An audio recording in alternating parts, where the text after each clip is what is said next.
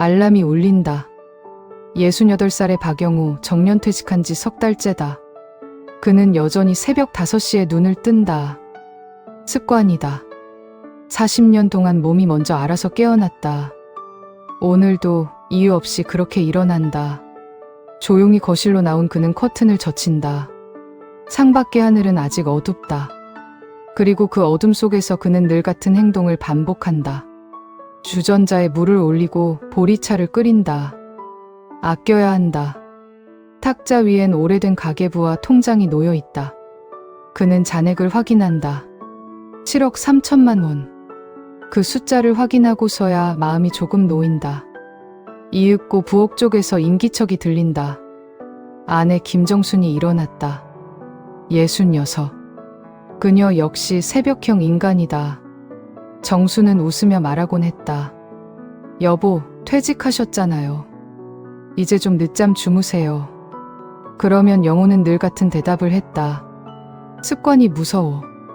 몸이 먼저 일어나. 그 대답에는 후회도 자랑도 아무 감정도 섞여 있지 않았다. 그저 오래된 기계가 멈추지 못하듯 몸이 자동으로 움직일 뿐이었다. 정순이 커튼을 더 열자 얇은 햇살이 부엌 바닥 위로 길게 떨어졌다. 그녀는 따뜻하게 웃었다. 그 순간 그 웃음마저도 영호에겐 낭비되지 않은 평화로 보였다. 창밖으로는 안산의 회색 건물들이 늘어섰다. 그가 40대 중반에 대출을 껴서 샀던 아파트다. 이 집을 완전히 자기 이름으로 돌려놓던 날, 그는 평생의 목표를 이룬 것처럼 가슴이 벅찼다. 이제 빚이 없다. 그날 그는 처음으로 자신에게 상을 주듯 라면에 달걀을 2개나 넣었다. 그는 여전히 그때를 가장 성공한 날이라 생각했다. 정순이 냉장고를 열었다. 안에는 손수 만든 반찬들이 가득했다. 김치, 콩나물 무침, 멸치볶음. 사 먹는 일은 거의 없었다. 그녀에게도 절약은 삶이었다. 그녀가 물었다. 오늘은 뭐 하세요? 영호는 짧게 대답했다. 딱히. 날씨 좋은데 산책이라도 가요. 집이 편해. 괜히 나가면 돈 쓰잖아. 그녀는 더 말하지 않았다. 남편이 바깥에서 커피 한 잔 사 마시는 것조차 지출이라 여긴다는 걸 잘 알고 있었기 때문이다. 텔레비전에서는 뉴스가 흘러나왔다. 물가가 오른다는 앵커의 말에 그의 눈썹이 미세하게 꿈틀거렸다. 그는 펜을 들어 계산을 시작했다. 전기세, 수도세, 관리비, 식비. 한 달 150만 원, 1년 1,800만 원.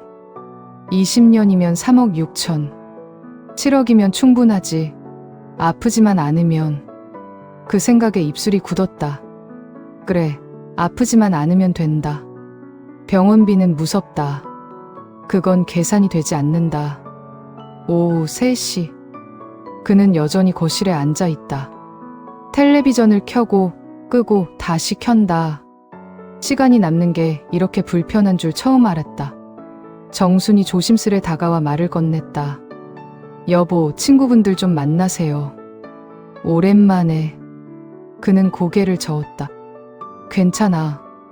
만나면 밥 사야 하잖아. 한 끼쯤이야. 한 끼가 3만 원이야. 2번이면 6만 원. 그게 모이면. 정수는 숨을 내쉬었다. 그의 계산은 늘 정확했지만 그 계산 속엔 행복이 없었다. 그때 전화가 울렸다.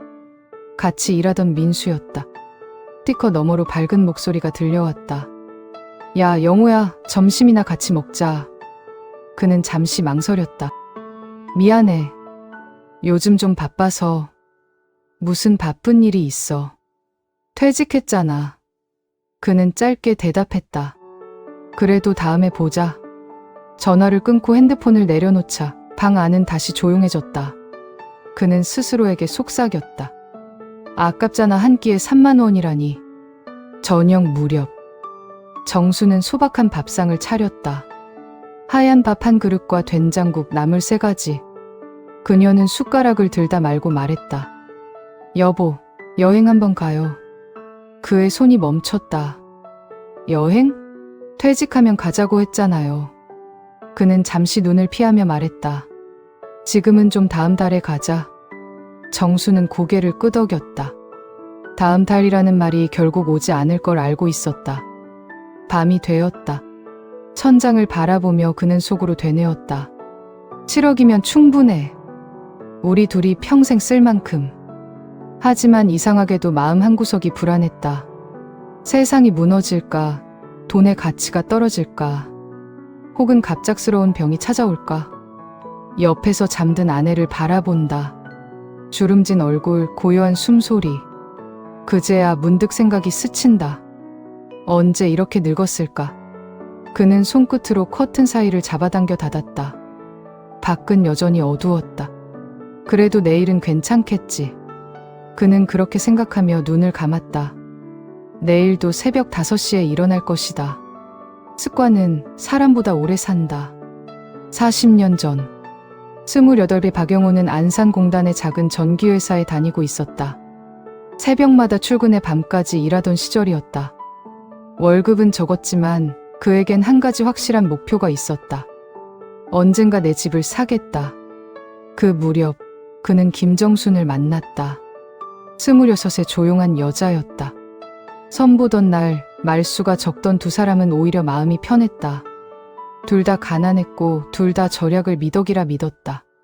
그래서 잘 맞았다. 결혼식 사진 속 두 사람은 젊고 환하게 웃고 있다. 하지만 그 웃음 뒤에는 빚이 있었다. 살림살이는 단출했지만 둘 다 만족했다. 그 시절의 영호는 일만 했다.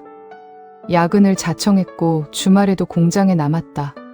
수당이 나왔기 때문이다. 정수는 도시락을 싸줬다.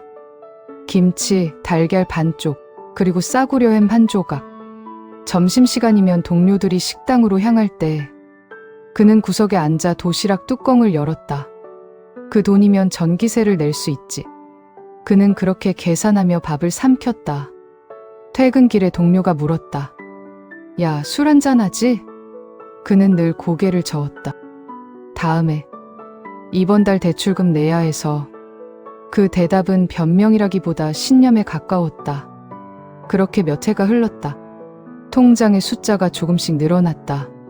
1,000만 원, 2,000만 원, 3,000만 원. 그는 매년 연말마다 통장을 펼쳐보며 혼자 웃었다. 이 속도라면 우리도 집을 살 수 있겠다. 그리고 처자들이 태어났다. 그날만큼은 그도 잠시 계산을 잊었다. 갓난아기의 작은 손을 잡으며 그는 속으로 다짐했다. 더 열심히 벌어야 한다. 하지만 아이를 키운다는 건 그가 상상했던 것보다 훨씬 많은 돈이 드는 일이었다. 분유, 기저귀, 병원비, 옷값. 돈이 새어나갔다. 정순이 미안한 얼굴로 말했다. 여보, 분유 좀 더 사야 해요. 그는 짧게 대답했다. 알았어. 하지만 마음속에서는 계산이 멈추지 않았다. 할인 행사 날이면 그는 일부러 마트를 돌았다. 정수는 그런 남편을 안쓰럽게 바라봤지만 감사하다는 말 대신 더 열심히 반찬을 만들었다. 그렇게 10년이 흘렀다. 그는 마침내 집을 샀다. 이자는 무섭게 늘었지만 그는 굴하지 않았다. 이 집이 내 이름으로 바뀌는 그날까지 절약이 내일이다. 선풍기 하나로 버텼다. 겨울이면 내복을 2겹 입고 보일러는 일단에 고정했다. 그 시절의 아들은 어린 목소리로 말했다. 아빠, 더워요. 그는 대답했다. 참아라. 그 말엔 사랑도 냉정도 함께 섞여 있었다. 아들이 중학생이 되었을 때 친구들은 모두 학원을 다녔다. 아들도 용기를 내어 말했다.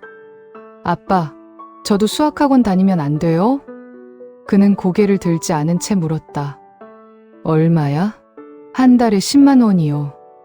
그 돈이면 우리 집 관리비야. 집에서 공부해.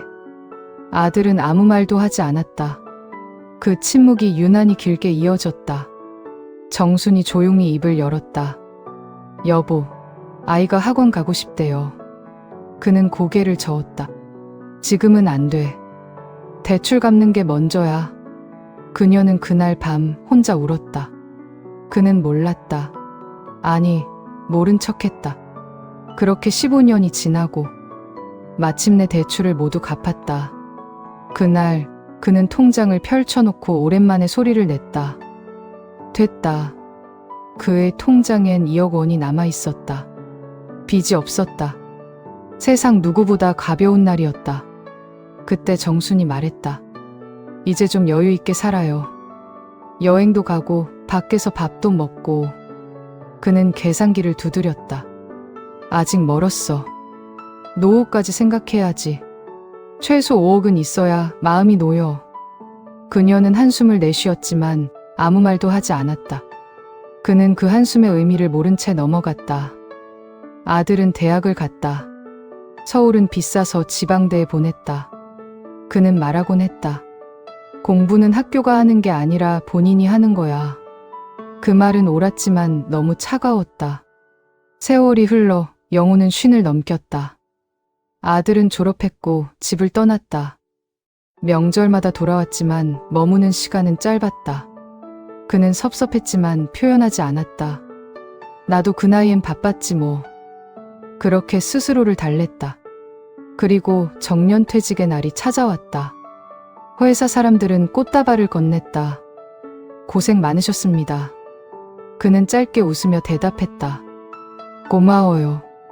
퇴직금 명세서를 받아들던 그날, 그의 손이 약간 떨렸다. 45년의 노동이 숫자로 변해 있었다. 4억 5천만 원. 그는 집으로 돌아와 모아둔 돈을 합쳤다. 통장에 찍힌 숫자 7억. 그날 밤 그는 말했다. 이제 됐어. 이 정도면 됐지. 그 말에 정수는 조용히 웃었지만 눈빛은 어딘가 멀어져 있었다. 집으로 돌아오는 길 그는 생각했다. 이제부터는 편히 살아야지. 하지만 이상하게도 마음이 텅 비어 있었다. 무언가를 다 이룬 것 같은데 아무것도 남지 않은 기분. 그는 그 이유를 몰랐다. 아니, 어쩌면 알고 있었을지도 모른다. 그 오랜 세월 사는 법이 아니라 모으는 법만 배워버렸다는 걸. 정년퇴직 후 석 달째 봄이 왔다. 창밖으로 벚꽃이 피었다. 분홍빛 나무들이 바람에 흔들리고 있었다. 정수는 창가에 서서 한참을 바라보았다. 그녀의 눈빛에는 기다림이 있었다. 여보, 날씨 좋네요. 산책이나 갈까요? 그녀의 목소리는 조심스럽고 다정했다. 하지만 영호는 고개를 들지 않았다. 그는 식탁에 앉아 통장을 보고 있었다. 잔액을 확인하듯 매일같이 같은 페이지를 넘기고 있었다. 그는 중얼거렸다. 집이 편하지. 괜히 나가면 돈 쓰잖아. 그 말에 정순의 미소가 천천히 사라졌다.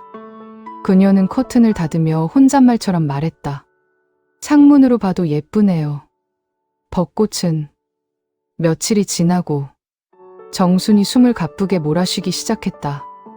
밤마다 기침이 길게 이어졌다. 어느 날 그녀가 조용히 말했다. 여보, 요즘 숨이 잘 안 쉬어져요. 그는 신문을 넘기며 대수롭지 않게 대답했다. 감기겠지. 약국 가서 약 사 먹어. 그녀는 고개를 끄덕였고 약국에 가서 3,000원짜리 감기약을 사왔다. 일주일이 지나자 기침은 더 심해졌다. 밤새 뒤척이며 그녀의 숨소리가 방 안을 메웠다. 그제야 그는 신문을 덮고 말했다. 내일 병원 가보자. 병원에서 검사를 받았다. 엑스레이, CT, 피검사. 하얀 복도, 흰 가운, 차가운 기계음. 결과를 들고 나온 의사의 표정이 굳어 있었다. 보호자분, 결과가 좋지 않습니다. 폐암입니다. 그 한마디에 영호의 머리가 하얗게 비워졌다. 의사는 말을 이었다. 지금은 이미 많이 진행됐습니다. 항암 치료를 바로 시작하셔야 합니다. 그는 본능적으로 물었다. 비용이 얼마나 듭니까? 의사는 잠시 망설이며 말했다. 1년에 3천만 원 정도 예상됩니다. 그 숫자가 머릿속에서 맴돌았다. 3천만 원. 그는 마음속으로 계산했다. 7억에서 3천만 원을 빼면 여전히 여유는 있었다. 하지만 가슴 한쪽이 무너져 내렸다. 며칠 뒤 정수는 입원했다. 하얀 병실, 창문 밖에 흐린 하늘. 그녀는 침대에 누워 천장을 바라봤다. 하루 15만 원의 병실이었다. 그는 간호사에게 물었다. 다인실로 옮기면 얼마죠? 정순이 미소 지으며 말했다. 그냥 여기 있을게요. 그는 고개를 끄덕였지만 머릿속은 계산 중이었다. 한 달이면 450만 원, 1년이면 5,400, 숫자만 떠올라도 숨이 막혔다. 항암 치료가 시작되었다. 그녀의 머리카락이 빠져나갔다. 체중은 줄고 얼굴빛은 점점 희미해졌다. 하지만 그녀는 여전히 웃으려 했다. 여보, 저 이제 못생겨졌죠? 그는 손을 꼭 잡으며 대답했다. 아니야, 여전히 예뻐. 그 말은 거짓이었지만 진심이기도 했다. 그녀의 모습은 병든 몸이 아니라 함께 살아온 세월의 무게로 보였다. 밤이면 그는 간이 침대에서 잤다. 차가운 플라스틱 틀 위에서 쪽잠을 자며 그녀의 숨소리를 들었다. 그게 그에게는 가장 안심되는 소리였다. 시간은 잔인하게 흘렀다. 의사가 조용히 말했다. 더 이상 치료 효과가 없습니다. 이제는 호스피스를 고려하셔야 합니다. 그는 고개를 저었다. 아니요. 끝까지 해주세요. 포기 못하겠어요. 의사는 고개를 숙였다. 환자분이 많이 힘들어하십니다. 그날 밤 정순이 조용히 말했다. 여보, 이제 그만해요. 집에 가고 싶어요. 그 말은 간절했고 평화로웠다. 퇴원한 날, 그녀는 창가 침대에 누웠다. 봄 햇살이 커튼 사이로 들어왔다. 그녀는 마지막으로 하늘을 보며 말했다. 여보, 우리 그래도 행복했죠?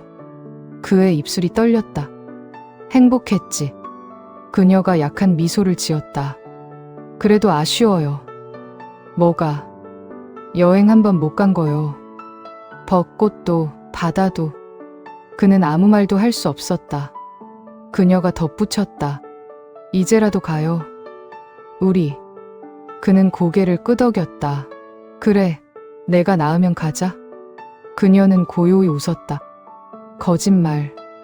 나 낫지 않아요. 그는 눈을 감았다. 눈물이 흘렀다. 살면서 처음으로 아내 앞에서 울었다. 미안해. 내가 너무 못했어. 그녀는 손을 들어 그의 손을 감싸 쥐었다. 아니에요. 당신은 잘했어요. 우리 집도 사고 빚도 없고 그걸로 충분해요. 그게 무슨 소용이야. 당신이랑 행복하지 못했는데. 그녀는 그의 손을 꼭 잡았다. 여보, 약속해요. 내가 가면 이제는 하고 싶은 거 하세요. 돈 아끼지 말고. 그는 고개를 끄덕였지만 말은 나오지 않았다. 며칠 뒤 새벽의 병실. 그녀는 조용히 눈을 감았다.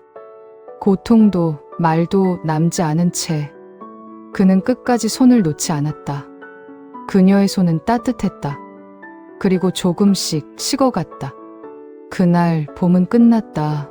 그리고 영호의 겨울이 시작됐다. 장례식은 짧았다. 사람들이 조문을 마치고 하나둘 돌아갔다. 아들도 다음날 새벽 기차를 타고 출근했다. 남은 건 꽃 냄새와 빈 의자, 그리고 영호였다. 집으로 돌아오는 길, 그는 아무 말도 하지 않았다.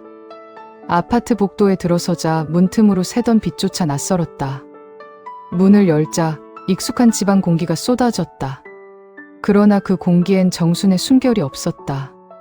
거실엔 그녀가 앉던 소파가 있었다.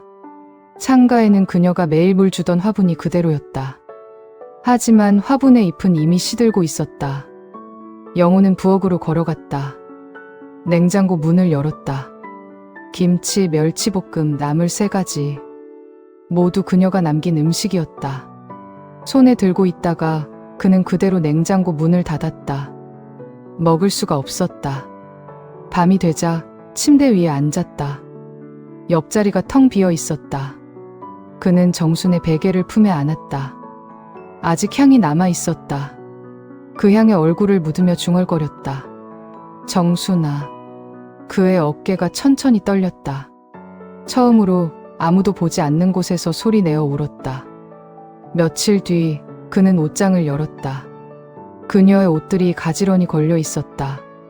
그는 옷자락을 만졌다. 손끝에 닿는 감촉이 따뜻했다. 하지만 곧 차가워졌다. 서랍을 열자 낡은 휴대폰이 나왔다. 충전기를 찾아 켜보았다. 사진첩이 열렸다. 그 속엔 벚꽃, 바다, 여행지 사진들이 있었다. 모두 인터넷에서 저장한 이미지들이었다. 폴더의 이름은 가보고 싶은 곳들. 그 아래엔 작은 메모가 남아 있었다. 여보랑 꼭 가고 싶어요. 그는 화면을 오래 바라보다 천천히 휴대폰을 내려놓았다. 눈앞이 흐릿해졌다. 그녀는 늘 함께를 말했는데 나는 늘 나중을 말했구나. 그날 이후 그는 통장을 들춰보지 않았다. 숫자가 의미를 잃었다. 남은 돈은 6억 5천만 원. 그는 종이에 그 숫자를 적었다가 천천히 구겨 쓰레기통에 넣었다. 이게 뭐라고? 그의 목소리는 허공으로 흩어졌다. 며칠 후 그는 처음으로 외출했다. 혼자 강릉행 기차표를 끊었다. 정순이 그토록 가고 싶어 했던 바다였다. 기차 안에서 그는 창밖을 바라봤다. 끝없이 이어지는 산과 들, 그리고 하늘. 그는 속으로 말했다. 이 풍경을 이제야 보네. 강릉에 도착하자 바람이 세게 불었다. 파도는 하얀 포마를 품고 끊임없이 부딪혔다. 그는 바닷가에 섰다. 발끝까지 밀려드는 물결이 차가웠다. 주머니에서 편지 한 장을 꺼냈다. 며칠 밤을 새워 쓴 편지였다. 그는 바람을 향해 읽듯 속삭였다. 정순아, 나 왔어. 내가 그토록 보고 싶어 하던 바다야. 우리가 같이 오려던 그 자리야. 목이 메어 다음 문장이 잘 나오지 않았다. 그는 편지를 바람에 날려보냈다. 종이는 천천히 하늘로 떠올랐다가 멀리 파도 속으로 사라졌다. 그는 한참을 그 자리에 서 있었다. 바람 소리만 들렸다. 시간이 멈춘 것 같았다. 이틀 동안 그는 그 도시를 걸었다. 시장, 골목, 바다 앞 카페, 오래된 벚꽃길. 어디를 가도 그녀의 목소리가 들리는 것 같았다. 식당에 들어가 회 한 접시를 시켰다. 10만 원짜리 메뉴였다. 그는 젓가락을 들다 멈췄다. 너랑 먹었으면 좋았을 텐데. 그는 작은 목소리로 중얼거렸다. 맛은 느껴지지 않았다. 그저 짠맛만 입안에 남았다. 그게 바닷물 때문인지 눈물 때문인지는 몰랐다. 다음 날 벚꽃 축제에 들렀다. 사람들 사이로 연인들이 웃으며 지나갔다. 그는 혼자 그 길을 걸었다. 벚꽃잎이 흩날렸다. 손에 들고 있던 카메라로 한 장을 찍었다. 사진 속에는 꽃보다 많은 공허가 있었다. 집으로 돌아온 그는 여행 가방을 문 옆에 내려놓았다. 정순의 사진 앞에 섰다. 사진 속 그녀는 여전히 웃고 있었다. 그는 그 미소를 보며 말했다. 다녀왔어. 우리가 가고 싶어 하던 곳들 다. 잠시 말을 멈추었다가 근데 내가 없으니까 아무 의미가 없더라. 그는 거실 바닥에 천천히 주저앉았다. 오랫동안 울었다. 그러다 문득 마음속 깊은 곳에서 아주 작은 온기가 느껴졌다. 그래도 갔다 왔잖아. 너랑 못 갔지만 내가 보고 싶던 풍경은 내가 봤어. 그는 눈물을 닦고 조용히 말했다. 이제 어떻게 살아야 할까?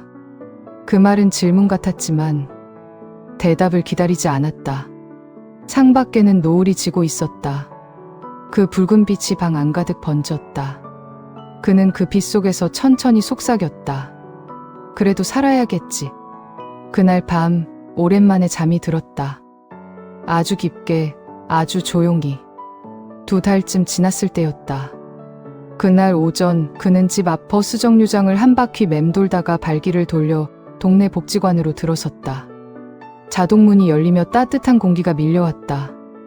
안내 데스크의 젊은 직원이 밝게 인사했다. 그는 명패들 사이에서 한 장의 전단지를 집어들었다. 독거 어르신 가구 전기안전 점검 봉사자 모집. 손끝이 멈췄다. 전기. 자신이 몸으로 가장 오래 기억하는 일. 그는 종이에 이름을 적었다. 박영우. 볼펜 끝에서 작은 떨림이 전해졌다.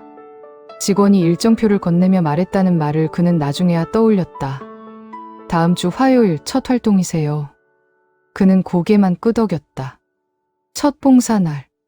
창고에서 공구함을 받아 들었을 때 손이 익숙한 무게를 알아챘다. 차려입은 조끼 위로 이름표가 달랑거렸다. 박영우. 문을 두드리자 안에서 느릿한 발자국 소리가 다가왔다. 80대의 할머니가 문을 열었다. 전등이 깜빡였다. 오래된 스위치가 묵직하게 소리를 냈다. 그는 벽체를 따라 천천히 나사를 풀고 피복이 벗겨진 전선을 정리했다. 테스터기에 초록 불이 들어오자 할머니가 박수 치듯 손을 모았다. 아이고, 환해졌네. 그는 미소를 짓고 공구함을 닫았다. 그 미소가 그의 얼굴에서 얼마나 오래 잊혀진 표정이었는지 그때는 알지 못했다. 골목을 지나 다음 집으로 향하는 사이 가벼운 바람이 뺨을 스쳤다. 그는 속으로 아주 작게 말했다. 정순아, 나 오늘 일했어. 말끝이 허공으로 퍼졌다. 이상하게도 가슴이 조금 덜 비어 보였다. 그날 이후로 일주일에 3번, 때론 4번. 그는 봉사 일정을 먼저 적고 개인 일정을 그 사이에 끼워 넣었다. 낡은 아파트의 형광등, 축 늘어진 전기선, 콘센트 속 타들어간 흔적들. 고쳐지면 불이 켜졌고 불이 켜지면 사람의 얼굴이 환해졌다. 그 밝아지는 얼굴을 보는 일이 그에겐 새로운 취미가 되었다. 복지관 사무실 구석에 앉아 컵라면을 먹던 날도 있었다. 누군가 커피를 한 잔 건네며 물었다. 선생님은 왜 봉사 시작하셨어요? 그는 잠시 젓가락을 멈췄다. 대답 대신 뚜껑 위 김이 오르는 것을 한참 바라보다가 천천히 말했다. 돈만 남으니까 아무것도 아닌 것 같아서요. 말이 유리잔에 부딪혀 작은 소리를 냈다. 어느 오후에는 용기를 내 카페 문을 밀었다. 문이 닫히며 잔잔한 종소리가 울렸다. 아메리카노를 주문했다. 5,000원. 잔을 받아 창가 자리에 앉자 바깥으로 천천히 흐르는 사람들이 보였다. 그는 한 모금 마시고 고개를 끄덕였다. 쓴맛. 입안 가득 퍼지는 낯설지만 나쁘지 않은 맛. 머릿속 어딘가에서 목소리가 작게 일렁였다. 여보, 이 맛이야. 밖에 나오면 이런 맛이 있어. 그는 컵을 두 손으로 감쌌다. 따뜻함이 손바닥으로 번졌다. 비어있던 자리에 온기가 조금씩 채워지는 느낌이 들었다. 오래 미뤄둔 전화도 했다. 한때 함께 야근하고 주말에도 일을 붙잡고 늘어지던 친구 민수였다. 벨소리가 몇 번 울리기도 전에 반가운 목소리가 쏟아졌다. 야, 영호야. 저녁 작은 식당의 둥근 탁자에 마주 앉아 그는 오랜만에 밥을 천천히 씹었다. 민수가 근황을 묻고 그는 봉사를 얘기했고 둘은 한참 동안 웃었다. 계산대 앞에서 카드를 꺼낼 때 민수가 의아한 얼굴로 물었다. 내가 산다고? 그는 짧게 고개를 끄덕였다. 오늘은 내가. 그 한마디가 입 밖으로 나오는 순간 긴 세월 굳어있던 어떤 문이 조금 열리는 소리가 났다. 며칠 뒤 아들이 집에 왔다. 복도에 어색한 발자국 소리가 남았다. 거실에 마주 앉아 차를 마셨다. 아들은 아버지의 얼굴을 오래 바라보다가 조심스럽게 말했다. 아버지, 요즘 표정이 좀 달라지셨어요. 그는 대답 대신 미소로 컵을 들어 보였다. 커피도 마신다. 아들이 웃었다. 웃음 속엔 안도와 낯설미 함께 있었다. 작별 인사를 하며 아들이 문 앞에서 덧붙였다. 가끔 제가 먼저 연락드릴게요. 그는 고개를 끄덕였다. 문이 닫힌 뒤에도 한동안 그 자리에 서 있었다. 복도등이 켜졌다 꺼지는 짧은 시간 동안 그는 속으로 말했다. 그래, 그 정도면 됐다. 봄이 지나 초여름이 들어섰다. 그는 여전히 매일 아침 같은 시간에 눈을 떴다. 하지만 커튼을 여는 손길의 이유가 달라졌다. 오늘 누굴 만날지, 어디를 고칠지, 누구의 집 전등이 다시 켜질지. 하루를 여는 첫 질문이 바뀌었다. 정순의 기일이 다가오던 어느 날 그는 노트를 펼쳤다. 첫 장에 큼직하게 적었다. 가보고 싶은 곳들. 그리고 아래에 조용히 덧붙였다. 함께 가지 못한 곳들, 혼자라도 가보기. 강릉, 남해, 담양, 통영, 합천. 그녀의 사진첩 속 지명들이 그의 글씨로 옮겨졌다. 주말 새벽 첫 번째 줄이었던 강릉을 다시 찾았다. 바다는 여전히 제자리에 있었다. 파도는 여느 때처럼 밀려왔다 물러갔다. 그는 모래사장에 천천히 앉았다. 주머니에서 작은 종이컵을 꺼내 모래 위에 눕혔다. 그림자를 가만히 바라보았다. 기억이 바람과 섞였다. 같이 못 와서 미안해. 그래도 지금은 너한테 보여줄 마음으로 보고 있어. 나지막한 고백이 파도에 실려 퍼졌다. 돌아오는 기차 안에서 그는 복지관 단체 채팅방에 메시지를 남겼다. 다음 주 화요일 외등 안전점검 추가로 가겠습니다. 보낸 뒤 창밖을 봤다. 햇빛이 논두렁을 길게 웃고 지나갔다. 그는 속으로 아주 또렷하게 중얼거렸다. 모으는 건 멈춰도 켜는 건 계속하자. 여름 초입 복지관에서 작은 교육 요청이 왔다. 어르신들 대상 전기 안전교육 선생님이 맡아주실 수 있을까요? 그는 망설였다가 고개를 끄덕였다. 강의실 하얀 칠판 앞에 서자 오래전에 회로를 설명하던 자신의 젊은 목소리가 돌아오는 듯했다. 콘센트의 구조, 멀티탭 사용법, 문어발 금지, 누전 차단기 테스트 방법. 그는 큰 글자로 적고 천천히 반복해서 말했다. 앞줄에 앉은 할아버지가 손을 들었다. 내가 이걸 왜 이제 배우나 싶네. 그는 웃었다. 지금 배우셨으니 오늘부터 안전해지신 겁니다. 끝나고 누군가 그의 손을 꼭 잡았다. 고마워요, 선생님. 그 말 한마디가 그날 그의 하루를 환하게 밝혔다. 정순의 기일. 작은 꽃다발을 들고 묘역을 찾았다. 바람 소리가 낮게 깔렸다. 그는 꽃을 내려놓고 묵묵히 섰다. 긴 말은 준비하지 않았다. 대신 삶에서 배운 문장 하나를 마음속에서 꺼내 조용히 놓았다. 시간은 모으는 게 아니라 쓰는 거였네. 그 문장이 흙 위로 내려앉는 듯했다. 그는 더는 울지 않았다. 그 대신 오늘 해야 할 약속을 떠올렸다. 오후엔 낡은 빌라 3층 집에 복도등을 갈아야 했다. 집으로 돌아온 저녁 그는 식탁을 정성껏 차렸다. 국을 데우고 반찬을 접시에 곱게 담고 밥을 뜨겁게 퍼담았다. 사진틀을 식탁 곁으로 옮겼다. 그 앞에 젓가락을 하나 더 놓았다. 잘 먹겠습니다. 작은 의식이었지만 그에게는 하루를 붙드는 손잡이 같았다. 식사 후 창가에 섰다. 해가 도시의 끝자락으로 천천히 미끄러졌다. 붉은 빛이 그의 눈동자에 잔물결처럼 번졌다. 그는 속으로 정리하듯 말했다. 7억은 숫자였고 내 곁은 시간이었지. 나는 숫자를 붙잡느라 시간을 놓쳤다. 이제 남은 시간은 숫자 대신 사람에게 쓰겠다. 노트 마지막 장에 짧게 덧붙였다. 오늘 켠불 4곳. 그 아래 아주 작게 그러나 가장 진하게 한 줄을 더 적었다. 나도 켜짐 조금 더. 밤이 내려앉았다. 도시의 창문들에 하나둘 불이 들어왔다. 그는 신발끈을 다시 조여맸다. 현관문을 열며 중얼거렸다. 다녀올게. 복도등이 그를 기다렸다는 듯 환하게 켜졌다. 그 빛 속으로 그는 걸어 들어갔다. 모르는 이의 집을 향해 꺼진 불을 켜기 위해, 남은 시간을 사람에게 쓰기 위해. 그의 주머니엔 여전히 카드가 있었고 통장에는 여전히 큰 숫자가 남아 있었다. 하지만 이제 그는 알고 있었다. 숫자는 남겨도 시간은 남기지 못한다는 걸. 그래서 그는 매일 조금씩 자신의 시간을 사람들과 나눴다. 영호가 말합니다. 돈보다 남는 건 사람이에요. 함께한 시간이에요. 영호는 하늘을 올려다봅니다. 정순아, 내가 늦었지? 이제라도 알게 돼서 다행이야. 얼굴에는 오래된 후회와 늦게 찾아온 평화가 함께 비칩니다. 영호는 걷습니다. 복지관으로. 오늘도 누군가를 도우러. 남은 시간이 얼마나 될지 모릅니다. 하지만 괜찮습니다. 이제 영호는 알기 때문입니다. 중요한 건 시간의 길이가 아니라 함께하는 것. 모으는 것보다 나누는 것이 남는다는 것을. 이야기가 즐거우셨다면 구독과 좋아요 부탁드립니다. 감사합니다. 지금까지 우리네 이야기였습니다.